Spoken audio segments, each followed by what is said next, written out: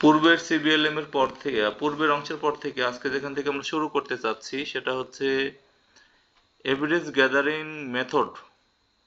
আপনারা জানেন যে কিছু মেথড হয়, কিছু টুলস হয়। হ্যাঁ, মেথড মানে পদ্ধতি, যে পদ্ধতির মাধ্যমে আমরা এই ক্যান্ডিডেটদের কাছ থেকে আমরা তথ্য প্রমাণ জোগাড় করব, তার কম্পিটেন্সি কালেক্ট করব, সেইগুলোকে আমরা মেথড বলি। যেমন রিটেন টেস্ট অর্থাৎ লিখিত পরীক্ষা।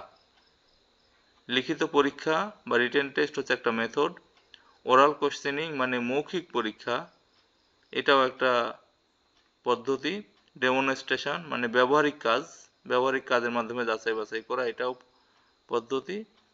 এরপরে হচ্ছে ট্রেনি পোর্টফোলিও মাঝখানেরটা একটু বাদ দিয়ে দেন, এটা দরকার নাই, এটা অযথা এখানে আসছে।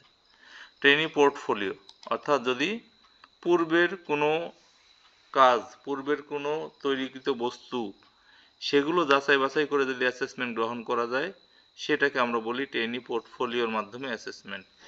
এটা একটা মেথড। হ্যাঁ, তাহলে এই মেথড যদি আমরা অ্যাপ্লাই করি, এটার জন্য আমরা তৈরি করছিলাম হচ্ছে টুলস। এর প্রত্যেকটার এগেনস্টে আমাদের টুলস আছে, খেয়াল করে দেখেন। সরি, কোথায় গেল? এই যে এভিডেন্স গ্যাদারিং টুলস, আগেরগুলো ছিল মেথড। মেথড ছিল রিটেন টেস্ট, আর টুলস হবে হচ্ছে রিটেন টেস্ট কোশ্চেন। অর্থাৎ আমরা যদি বলি লিখিত পরীক্ষা, রিটেন টেস্ট হচ্ছে লিখিত পরীক্ষা, তাহলে রিটেন টেস্ট কোশ্চেন যদি হয় তাহলে লিখিত পরীক্ষার প্রশ্ন, এই প্রশ্নপত্রই হচ্ছে টুলস। এরপরে ওরাল কোশ্চেন ছিল হচ্ছে আমাদের মেথড, ওরাল কোশ্চেনিং মৌখিক পরীক্ষা। আর যদি আমরা ওরাল কোশ্চেনের সাথে একটা রেসপন্স শিট যুক্ত করে দেই, যেখানে তাদের পারা না পারার প্রমাণ লিপিবদ্ধ করা যায়, তাহলে সেটাকে আমরা বলি oral question and response sheet, এটা হচ্ছে টুলস। এরপরে অবজারভেশন চেকলিস্ট, যেটা আমরা ডেমনস্ট্রেশন দিয়েছিলাম, সেই ডেমনস্ট্রেশন হচ্ছে মেথড। আর ডেমনস্ট্রেশনকে যাচাই করার জন্য অ্যাসেসররা যে ঘুরে ঘুরে দেখে, অবজার্ভ করে, বুঝে, এটা হচ্ছে অবজারভেশন। এই অবজারভেশনে অ্যাসেসররা যে শিটে টিক চিহ্ন দেয়, ওই শিটটার নাম হচ্ছে অবজারভেশন চেকলিস্ট। এরপরে পোর্টফোলিও দিয়ে যদি অ্যাসেসমেন্ট হয়, কেউ এসে বললো স্যার আমার তো এই যে পুরাতন একটা কাজ করা আছে, আমি বাড়ি থেকে নিয়ে আসছি, সেটা যাচাই বাছাই করার জন্য একটা চেকলিস্ট লাগে, সেটাকে বলা হয় পোর্টফোলিও ইভ্যালুয়েশন চেকলিস্ট। তাহলে দেখা যাচ্ছে মেথডের ক্ষেত্রে এটা পদ্ধতি, আর টুলসের ক্ষেত্রে এটা কোনো না কোনোভাবে কোনো একটা কাগজ, খেয়াল করে দেখেন, কোনো না কোনোভাবে এটা একটা কাগজ বোঝায়। যেমন রিটেন টেস্ট কোশ্চেন, এটা একটা লিখিত ডকুমেন্ট, এখানে কিছু প্রশ্ন থাকে। Oral question and response sheet, এটাও একটা কাগজ যেখানে ইয়েস নোতে টিক চিহ্ন দেওয়ার ব্যবস্থা থাকে। অবজারভেশন চেকলিস্ট, এটাতেও এই টিক চিহ্ন, ইয়েস নোতে টিক চিহ্ন দেওয়ার ব্যবস্থা থাকে। অর্থাৎ মূল কথা হচ্ছে, যে সকল কথা দিয়ে, ওয়ার্ড দিয়ে, সেন্টেন্স দিয়ে আমরা বুঝবো এটা দিয়ে কোনো একটা কাগজ বোঝায়, তাহলে এটাকে আমরা বলবো টুলস। আর সেটা দিয়ে যদি কোনো একটা পদ্ধতি বোঝায়, তাহলে সেটাকে আমরা বলবো মেথড। এই দুইটা নিয়ে কিন্তু মাঝে মধ্যেই এই রিটেনে এমসিকিউতে ঝামেলা লাগাই দিতে পারে, যে নিচের কোনটা মেথড অথবা নিচের কোনটা টুলস, এগুলো হতে পারে। ক্লিয়ার ধারণা থাকলে আশা করা যায় এগুলো ভুল হবে না। এরপরে এইবার আসেন একদম গুরুত্বপূর্ণ বিষয়, সেটা হচ্ছে অ্যাসেসরদের ভুল বা অ্যাসেসরদের দুর্বলতা, যেটাই বলি আমরা। অ্যাসেসররা এই ভুলগুলো সাধারণত করে থাকে অ্যাসেসমেন্ট সেন্টারে এসে। প্রথম যেটা করে সেটা হচ্ছে হ্যালো ইফেক্ট। হ্যালো ইফেক্ট মানে হচ্ছে, যদি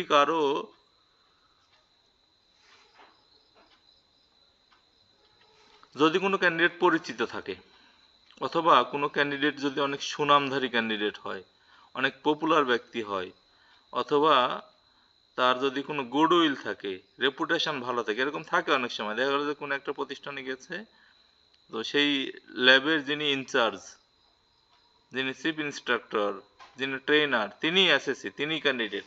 সেই ক্ষেত্রে তো অ্যাসেসরের জন্য একটা বিরাট মুশকিল হয়ে যায়, যে আমি যে ল্যাবে অ্যাসেসমেন্ট নিতে গেলাম, ওই স্যারকেই কি আমি নট ইয়েট দিয়ে দিব কিনা।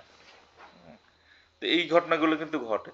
তাহলে যদি কখনো এরকম হয় যে কারো রেপুটেশন, কারো সুনাম, এরপরে কারো এই হলো আন্ডারস্ট্যান্ডিং, পরিচিতি, হ্যাঁ, কারো প্রতি হচ্ছে এই ভালো ধারণা, এর উপর ভিত্তি করে যদি কোনো অ্যাসেসর কোনো ক্যান্ডিডেটকে শুধুমাত্র এই ধারণার উপরে ভিত্তি করে যদি কাউকে কম্পিটেন্ট দিয়ে দেয়, পজিটিভ রেজাল্ট দিয়ে দেয়, তখন এই ইফেক্টের নাম হচ্ছে হ্যালো ইফেক্ট। এটা কিন্তু মাঝে মধ্যে ঘটতে পারে যদি অ্যাসেসররা ইথিক্যালি ঝামেলায় থাকে।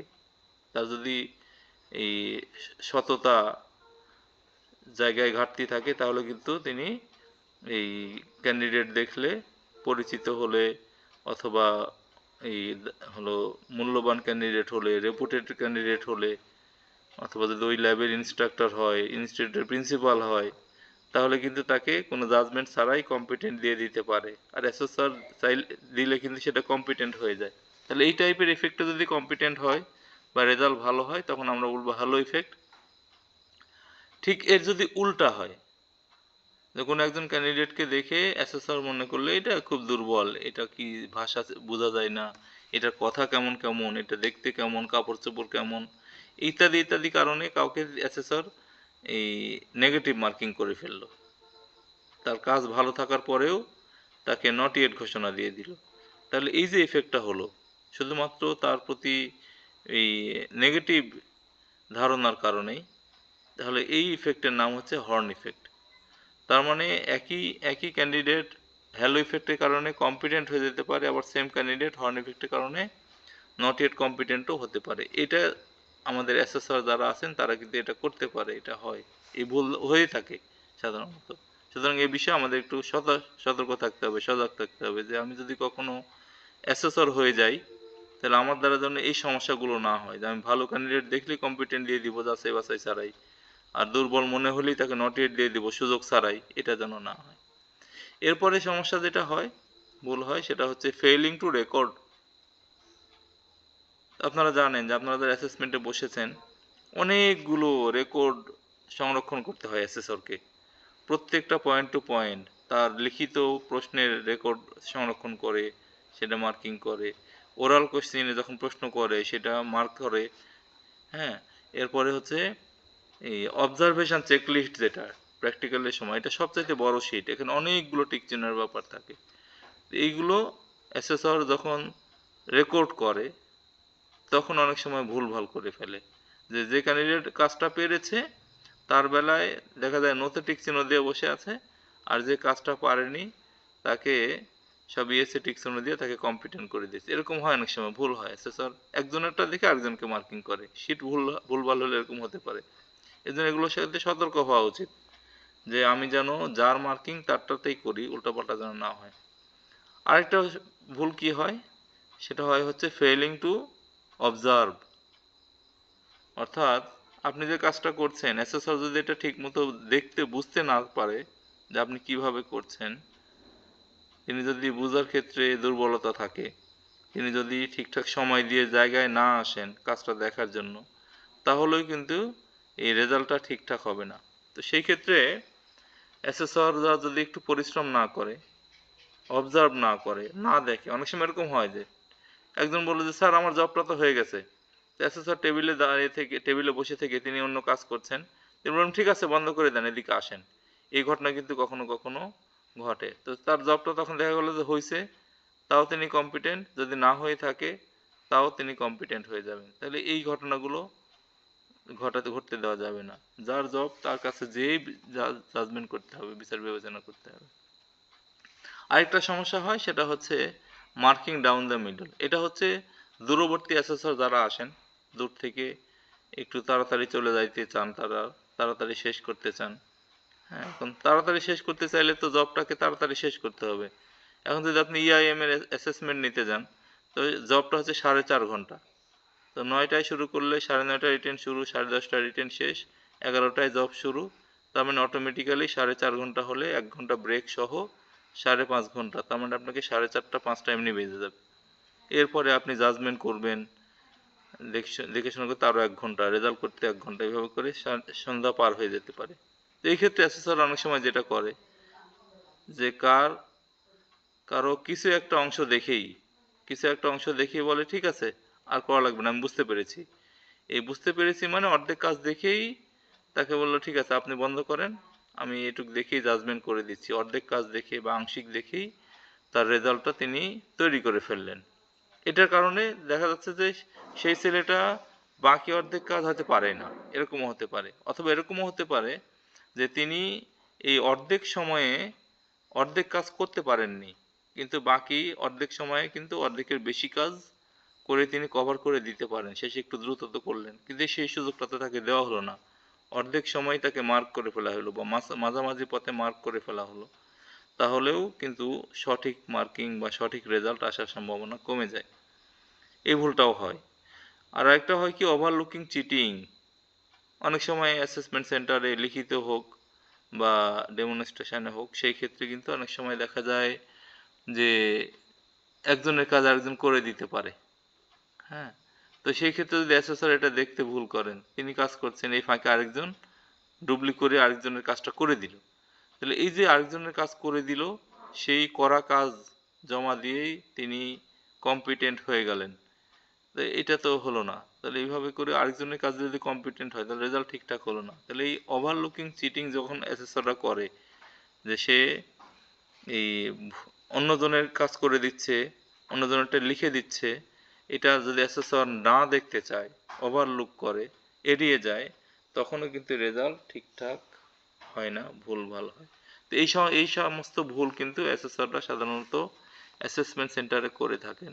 আপনারা একদম মুখস্থ করে ফেলবেন: hello effect, horn effect, failing to record, failing to observe, marking down the middle and ওভারলুকিং cheating. এই 6টা ভুল হয়, ঠিক আছে? এছাড়াও ভুল হয় কিছু। হ্যাঁ, তার একটা হচ্ছে বায়াস হয়। বায়াস, বায়াস মানে হচ্ছে প্রিন্সিপাল বললো, স্যার আমার তো এটা অ্যাসেটের অ্যাসেসমেন্ট, এখানে তো 80% না হলে তো আমার তো প্রকল্প থাকবে না। তখন অ্যাসেসর যাচাই বাছাই করে 80%, অর্থাৎ 20 জন ক্যান্ডিডেটের ভিতরে সে 16 জনকে কম্পিটেন্ট দিয়ে চলে আসলো। এই ঘটনা কিন্তু ঘটে। অথবা কখনো কখনো রাজনৈতিক চাপ থাকতে পারে। হ্যাঁ, এই টাইপের কোনো একজনের কথায় বা চাপে পড়ে যদি কারো রেজাল্ট পরিবর্তন করে দিতে হয়, তাহলে এটাকে বলা হয় বায়াস হওয়া। এই বায়াসও অনেক সময় অ্যাসেসররা হয়ে যান। অনেক সময় ইনস্টিটিউট লোভও দেখায় যে স্যার টাকা পয়সা কিছু বাড়াই দিব, আপনি একটু রেজাল্টটা ভালো করে দিয়ে যান, আমার 16টা কম্পিটেন্ট না হলেই নয়। তো সেই ক্ষেত্রে টাকার জন্য সে বায়াস হতে পারে। দ্বিতীয় সমস্যা যেটা হয়, সেটা হচ্ছে ডিসপ্লে ফেভারিটিজম। অর্থাৎ তিনি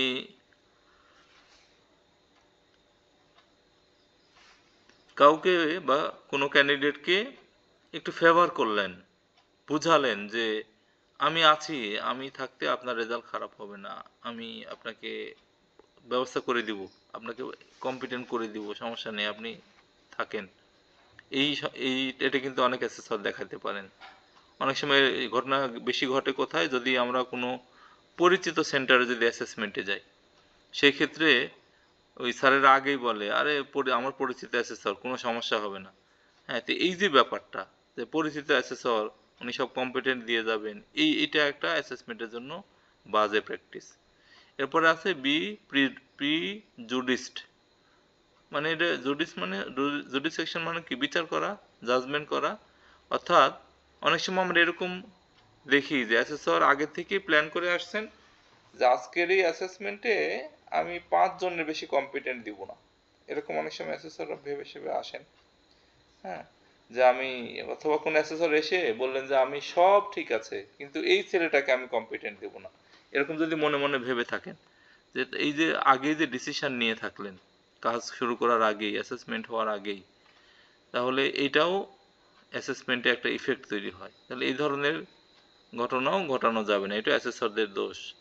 এরপরে সর্বশেষ হচ্ছে assess in the way that disadvantage some group. যদি এমন কোনো পদ্ধতিতে অ্যাসেসমেন্ট করা হয় যেটাতে একটা নির্দিষ্ট গ্রুপ ভুক্তভোগী হয়, সুবিধা বঞ্চিত হয়, এরকম হতে পারে। উপজাতি ক্যান্ডিডেট থাকতে পারে, আমাদের রুরাল থাকতে পারে। হ্যাঁ, এরকম থাকতে পারে। অথবা দেখা গেল যে রিমোট এরিয়ার লার্নার আছে 5-7 জন, তো সেখানে অ্যাসেসমেন্ট বলে ঠিক আছে, আজকে 9টা অ্যাসেসমেন্ট একদম 9টাতেই শুরু হবে, 1 মিনিট লেট হবে না, কিন্তু তাদের আসতে হয়তো 9:30 বাজবে, দূরে থেকে আসবে যেহেতু। তাহলে সেই গ্রুপটা কিন্তু ডিসঅ্যাডভান্টেজ হয়ে গেল। তাহলে এই টাইপের ঘটনা ঘটালেও কিন্তু অ্যাসেসরের অ্যাসেসমেন্টের উপরে এফেক্ট হয়। তাহলে এইগুলো অ্যাসেসরদের দোষ। আগের 6টা সহ এই 4টা, ওই 6টা হচ্ছে কমন, আর এগুলো আদার্স। এইবার প্রশ্ন হচ্ছে আমরা তাহলে কিভাবে জাজমেন্ট করব? আমরা সিদ্ধান্ত কিভাবে নিব যে কোনো একজন ক্যান্ডিডেট কম্পিটেন্ট হলো নাকি নট ইয়েট কম্পিটেন্ট হলো? এটা সিদ্ধান্ত নেওয়ার জন্য আমাকে যাচাই বাছাই করতে হবে রুলস অফ এভিডেন্সের মাধ্যমে। হুম, এখানে দেখেন 6টা রুলস অফ এভিডেন্স আছে, এটা আমরা আগের সিবিএলএম এ পড়ে এসেছি। এখানে প্রথম রুলস হচ্ছে, প্রথম নিয়মটা হচ্ছে ভ্যালিড। ভ্যালিড মানে হচ্ছে যদি এই যে পারফরমেন্সটা আমরা পেলাম সেটা যদি সরাসরি পারফরমেন্স ক্রাইটেরিয়ার সাথে মিলে যায়, পারফরমেন্স ক্রাইটেরিয়া যেভাবে বলা আছে তার কাজটা ঠিক ওইরকম ওইভাবে ওই স্টেপ মেনটেন করে হলো, তাহলে এটাকে আমরা ভ্যালিড বলবো। ঠিক আছে? কারেন্ট কখন হয়? যখন এটা up to date knowledge skill তার মধ্যে পাওয়া যায়। আপ টু ডেট মানে হচ্ছে সর্বশেষ যেটা লেটেস্ট, লেটেস্ট উত্তর যেটা প্রশ্নের, একই উত্তরের ডিফারেন্ট উত্তর হতে পারে একই প্রশ্নের, সেই ক্ষেত্রে সর্বশেষ যেটা এখন চলছে মার্কেটে সেই উত্তরটা তিনি দিয়েছেন কিনা সেটা আমার যাচাই করতে হবে। সাফিসিয়েন্ট হয় যখন আমরা একের বেশি মেথড ইউজ করি, একই একই বিষয় জানার জন্য আমরা একটার বেশি মেথড ইউজ করি। হ্যাঁ, অর্থাৎ এটা এলিমেন্ট ভিত্তিক চিন্তা করতে হয়। একটা এলিমেন্টকে যাচাই করার জন্য যদি আমরা একের বেশি মেথড ইউজ করি, রিটেন অথবা ওরাল অথবা ডেমনস্ট্রেশন, একটা একটা যাচাই করার জন্য কমপক্ষে 2টা, তাহলে সেটাকে আমরা সাফিসিয়েন্ট বলি। এবং যদি সবগুলো সবগুলো এলিমেন্ট পারফরমেন্স ক্রাইটেরিয়া যদি যাচাইয়ের আওতায় আনা যায় তখন এটা সাফিসিয়েন্ট হয়। কনসিস্টেন্ট হচ্ছে তার কাজের ভিতরে একটা ধারাবাহিকতা থাকে। হুম, শুরু থেকে শেষ যে স্টেপগুলো আছে স্টেপ ফলো করে সে কাজ করে, এটা হচ্ছে কনসিস্টেন্সি। এই কনসিস্টেন্ট হলো কিনা এটাও দেখতে হয়। অথেন্টিক হচ্ছে তার রিয়াল ওয়ার্ক, তার নিজের কাজ, ওন ওয়ার্ক। হ্যাঁ, তো ক্যান্ডিডেট নিজে কাজ করলো কিনা এটা খুব ইম্পর্টেন্ট। যদি সে নিজে কাজটা করে তাহলে ঠিক আছে, যদি নিজে না করে আরেকজনের হেল্প নিয়ে করে তাহলে ঠিক নেই। আর সর্বশেষ হচ্ছে রিসেন্ট। রিসেন্ট হচ্ছে এনএসডি এর ক্ষেত্রে 3 বছরের মধ্যে যদি কোনো এভিডেন্স হয় সেটাকে আমরা বলবো রিসেন্ট। এটা পোর্টফোলিওর বেলায় প্রযোজ্য হয় সাধারণত। পোর্টফোলিও যেটা নিয়ে আসছে এটার বয়স 3 বছরের বেশি কিনা, বেশি হলে গ্রহণযোগ্য হয় না, 3 বছরের কম হলে এটা গ্রহণযোগ্য হয়। ঠিক আছে? এই ছিল হচ্ছে, তাহলে এই 6টা পয়েন্টকে, 6টা রুলসকে দিয়ে আমরা তার কাছ থেকে যে তথ্যটা পেলাম সেটা যাচাই বাছাই করে যদি সবগুলো উত্তর ইয়েস হয়, ঠিক আছে ঠিক আছে হয়, তাহলে আমরা বলবো ঠিক আছে, তার পারফরমেন্স হচ্ছে কম্পিটেন্ট হওয়ার মতো পারফরমেন্স, তাকে আমরা কম্পিটেন্ট ঘোষণা করব। আচ্ছা, এরপরে হচ্ছে ফিডব্যাক। ফিডব্যাক মানে হচ্ছে ক্যান্ডিডেটদের যে পারফরমেন্স সেই পারফরমেন্সের একটা ওভারভিউ তাকে বলা, যাতে করে সে বুঝতে পারে যে তার পারফরমেন্সটা কেমন হলো, তার ফিউচারে কি করা উচিত। হ্যাঁ, এগুলো বিষয়ের কারণে ফিডব্যাক দেওয়া হয়। হ্যাঁ, তো ফিডব্যাকের ক্ষেত্রে তিনটা পয়েন্ট মাথায় রাখতে হয় যে আমরা কিভাবে ফিডব্যাকটা দিই। প্রথমে যেটা করতে হয়, tell the candidate about something positive. তার পারফরমেন্স যাই হোক, প্রথমে অবশ্যই তার ওইখান থেকে খুঁজে বের করে করে অ্যাসেসরদের এটা কোয়ালিটি হওয়া উচিত যে খুব বাজে পারফরমেন্স হলেও তার মধ্যে থেকে কমপক্ষে একটা একটা পয়েন্ট খুঁজে বের করা যেটাকে তাকে পজিটিভ কথা বলা, যে আপনার এই জায়গাটা কিন্তু খুব ভালো, এটা আপনি খুব ভালো করেছেন। হ্যাঁ, তো এটা বলার পরে তাকে মাঝখানে যে কথাটা বলতে হয় সেটা হচ্ছে যে তাকে তার যে ইমপ্রুভমেন্ট এরিয়া, সিভিটিতে কিন্তু আমরা তার এই নেগেটিভ এরিয়া বলি না, হ্যাঁ, তার দুর্বলতা বলি, কিন্তু সে পারে না এটা বলি না। তাহলে সেক্ষেত্রে তার যে সকল ইমপ্রুভমেন্ট এরিয়া আছে, উন্নয়নের যে সকল কাজ জায়গায় সে আরো ভালো করা উচিত ছিল, সেই জায়গাগুলোকে তাকে একটু দেখাই দেওয়া যে আপনার এই জায়গাগুলোতে একটু ভালো করা দরকার, আর একটু ভালো লাগবে, কম্পিটেন্ট হতে গেলে আর একটু ভালো পারফরমেন্স লাগে, এটা অত বেশি ভালো হয়নি। তো সেই ক্ষেত্রে এগুলো আপনি একটু আপডেট করবেন, এবং সেটা কিভাবে আপডেট করতে পারে, সে ট্রেনিং এর মাধ্যমে নাকি কিভাবে পারে সেই ব্যাপারেও তাকে একটু পরামর্শ দেওয়া, এটা হচ্ছে দ্বিতীয় কাজ।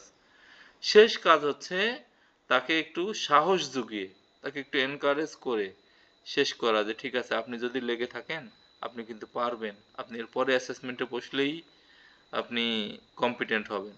এখন এখানে যাদের যাদেরই এই সমস্যাগুলো পাওয়া যাবে, দ্বিতীয় সমস্যা যেটা, যে এরিয়া অফ ইমপ্রুভমেন্ট, অর্থাৎ তার যে আরও ইমপ্রুভ করা দরকার, এই কথাগুলো যদি কাউকে আপনি বলেন তাহলে তার রেজাল্টটা কিন্তু নট ইয়েট কম্পিটেন্ট দিতে হবে, এটা মাথায় রাখতে হবে। যে যার ইমপ্রুভমেন্টের এরিয়া আছে, আরও উন্নয়ন করা দরকার, আরও শেখা দরকার, সে তো কম্পিটেন্ট হবে না, সে তো আরও শিখবে, তারপরে কম্পিটেন্ট হবে। তো সেই ক্ষেত্রে তাহলে আমাদেরকে খেয়াল রাখতে হবে, আমরা এই ইমপ্রুভমেন্ট এরিয়া, অর্থাৎ তা আপনার এই কাজটা একটু শিখতে হবে, এটা আরেকটু ভালো করতে হবে, এটা একটু জানতে হবে, এই কথাগুলো আমরা তাকেই বলবো যার রেজাল্ট আসবে নট ইয়েট কম্পিটেন্ট। হ্যাঁ, এবং তাকে আমরা সাহস যোগাবো যে ঠিক আছে আপনি লেগে থাকেন, পরের বার কম্পিটেন্ট হবে। আর যদি কারোর পারফরমেন্স ভালো হয়, ঠিক আছে, তাহলে তাদেরকে আমরা এই ইমপ্রুভমেন্ট এরিয়াতে খুব কম কথা বলবো, বেশিরভাগ কথাই হবে তার পজিটিভ দিক নিয়ে।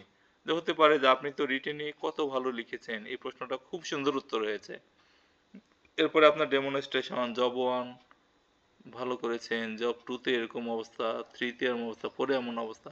তো সব মিলিয়ে আপনার জবের পারফরমেন্স যথেষ্ট ভালো।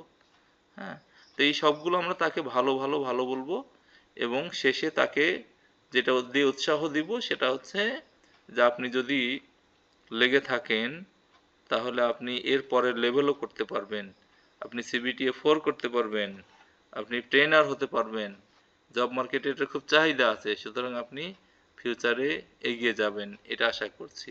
তখন তাকে কম্পিটেন্ট ঘোষণা দেওয়া হবে। অর্থাৎ ফিডব্যাকের ক্ষেত্রে কম্পিটেন্ট ক্যান্ডিডেটের ফিডব্যাক আর নট ইয়েট কম্পিটেন্টের ফিডব্যাক দুইটা কিন্তু একরকম হবে না, একটু ডিফারেন্ট হবে। হ্যাঁ, আচ্ছা, এরপরে আসেন যে ফিডব্যাকের মূলত বেনিফিট কি। ফিডব্যাক দিলে কি লাভ? প্রথম লাভ হচ্ছে এটা অ্যাসেসরের পারফরম্যান্স মূল্যায়ন করা যায় ফিডব্যাকের মাধ্যমে। অর্থাৎ যদি কোনো অ্যাসেসর ভালো ফিডব্যাক দিতে পারে, দেখবেন সেই অ্যাসেসরকে নিয়ে কেউ প্রশ্ন করে না, ক্যান্ডিডেট লার্নাররা খুব সহজে মেনে নেয়, নট ইয়েট হলেও মেনে নেয়, না ঠিক আছে। হ্যাঁ, অ্যাসেসরের পারফরমেন্স বোঝা যায় ফিডব্যাকের মাধ্যমে। আর কি, অ্যাসেসমেন্ট প্রসেস এবং মেথড যেগুলো অ্যাপ্লাই করা হয়েছে এটারও মূল্যায়ন করা যায়, এটা কেমন ছিল, ভালো ছিল কিনা, উপযুক্ত কিনা। আচ্ছা, তৃতীয় নম্বর বেনিফিট যেটা, সেটা হলো অ্যাসেসমেন্ট ডিসিশন যেটা নেওয়া হয়েছে, কম্পিটেন্ট অথবা নট ইয়েট কম্পিটেন্ট, কেন নেওয়া হয়েছে, কোন বিষয়ের উপর ভিত্তি করে নেওয়া হয়েছে, সেটাও এই ফিডব্যাকের এই সেশনের ভিতরে কিন্তু তাকে বর্ণনা করে দেওয়া যায়। হুম, এরপরে যেটা সুবিধা পাওয়া যায় সেটা হচ্ছে identifying candidate strength and weakness, ক্যান্ডিডেটদের যে সক্ষম যেটাতে, তার যে শক্তি আর তার যে দুর্বলতা, এইটা এই ফিডব্যাকের মাধ্যমে কিন্তু খুঁজে বের করা যায়, তাকে সেটা সম্পর্কে ধারণা দেওয়া যায় যে আপনার এই জায়গাগুলো ভালো, এই জায়গাগুলো দুর্বলতা। হ্যাঁ, তো এটা বলা যায়। আর এরপরে আছে হচ্ছে ফিউচার ট্রেনিংয়ের গাইড দেওয়া যায় তাকে, যে আপনি ফিউচারে কিন্তু এই ট্রেনিং করবেন, এটা শিখবেন। হ্যাঁ, আর সর্বশেষ হচ্ছে তাকে এনকারেজ করা যায়, সাহস যোগানো যায় যে আপনার দ্বারা হবে, আপনি পারবেন। এগুলো হচ্ছে ফিডব্যাকের বেনিফিট। তাহলে এটাও বড় প্রশ্ন হিসেবে আসে, ফিডব্যাকের পদ্ধতিও বড় প্রশ্ন হিসেবে আসে, আবার এখান থেকে অনেক সময় এমসিকিউ থাকে। তো এই মূলত ছিল এই সিবিএলএম এর সব মিলে পড়াশোনার বিষয়।